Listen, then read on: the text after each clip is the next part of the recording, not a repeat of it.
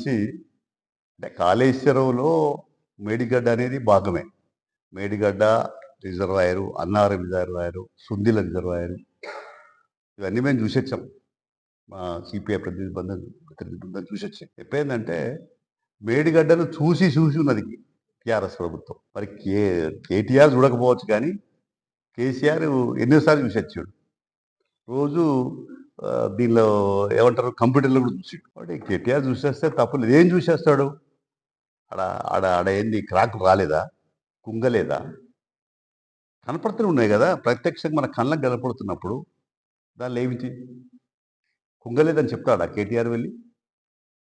ఆడ బాగుందని చెప్తాడా? వాస్తవాలు కనపడుతున్నాయి ఆడ. ఇప్పటికే ఈ కాగు నివేదిక చెప్పింది, తర్వాత నిజ నిర్ధారణ కమిటీ వాళ్ళు కూడా తేల్చి చెప్పారు, క్రాకులు వచ్చినాయి, కుంగిపోయిందని చెప్పారు.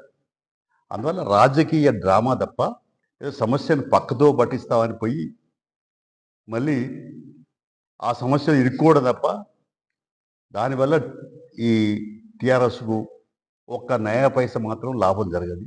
రాజకీయంగా నష్టమే తప్ప లాభం ఉంటుందని మాత్రమే నేను తెలియపరుస్తున్నా.